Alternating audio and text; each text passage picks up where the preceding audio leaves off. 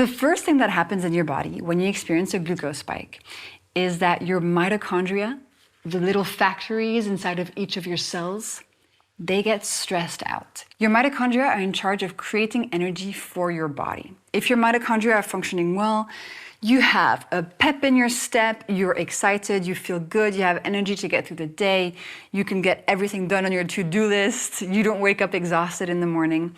But if your mitochondria are hurt, stressed out, overwhelmed, then it's a completely different story. You're tired, picking up your kids from school is exhausting, going grocery shopping feels like a... No.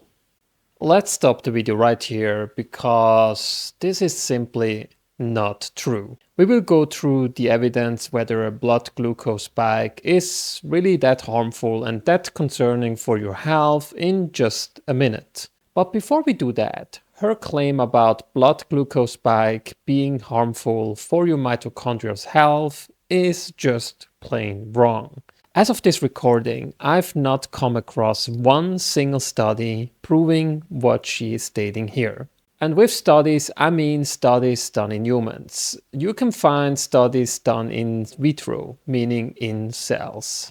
When it comes to cell studies, they are great in hypothesis generating, but there's a reason why they are so far down below in the scientific pyramid.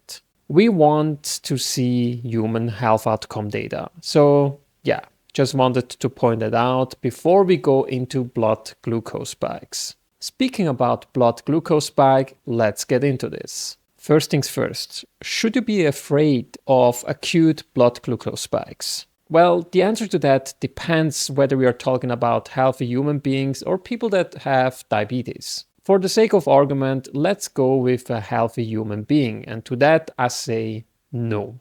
Because you know what spikes your blood sugar levels or your blood glucose levels?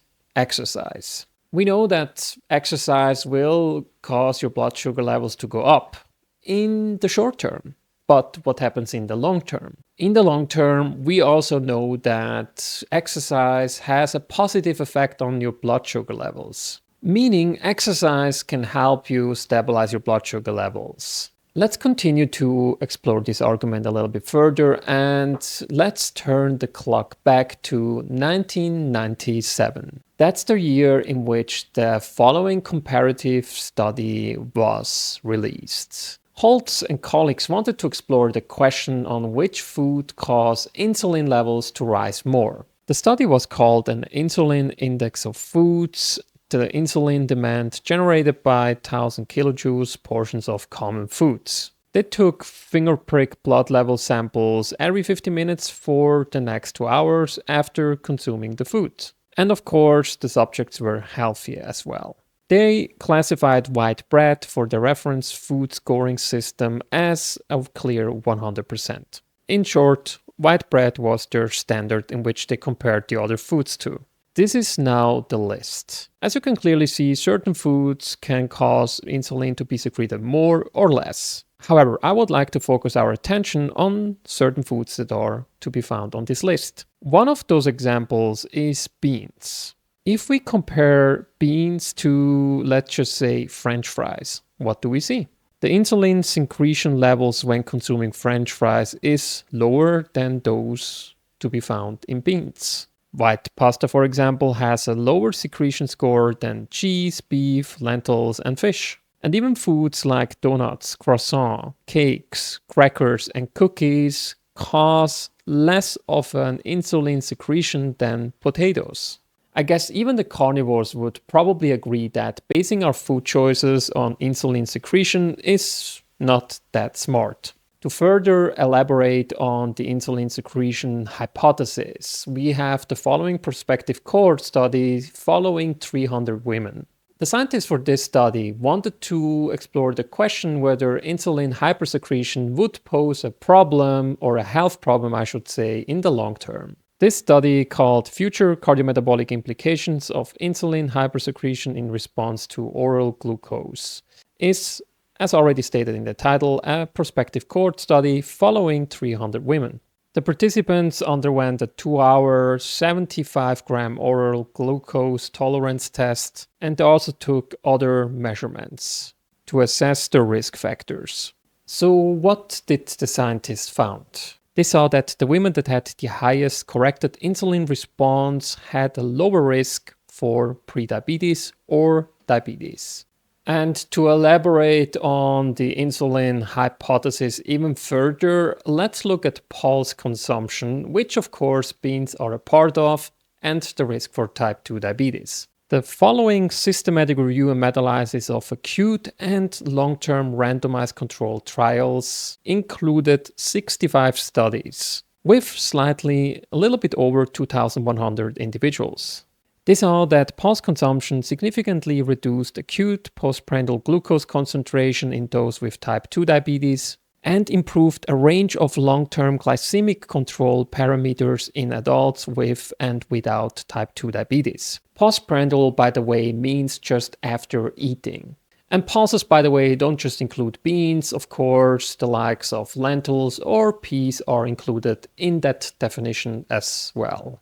I personally could stop the video right here because I feel like I provided enough evidence to show that we should not really fear acute blood sugar spikes.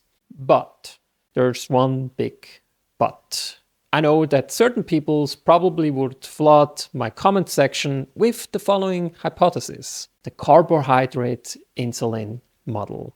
In case you never heard about the carbohydrate insulin model, allow me to explain. To put it in very simple terms, what the carbohydrate insulin model is, it's basically you consume carbs secrete insulin, and when insulin is secreted, you cannot lose weight, and that will cause you to gain weight or weight-related illnesses. Thankfully, Kevin Hall, one of the most leading nutritional scientists, explored this question for us as well. And he looked at not one, not two, but 32 controlled feeding studies. They looked at studies comparing a low-fat, high-carb diet against a high-fat, low-carb diet. And without me explaining you the results, I would like to focus our attention on the following forest plot. The side on the left favors low-fat and the side on the right favors low-carbohydrate diets. You can see that when we control for calories, people tend to lose more weight when we consume a low-fat, high-carb diet. So am I stating that you cannot lose weight on a low-carb diet? Of course not. We are all different and we can all lose weight on different diets. By the end of the day, what matters the most is the calories that you consume and the calories that you burn. What I'm basically trying to say is that the carbohydrate insulin model is simply not true, or at least there's no evidence for that.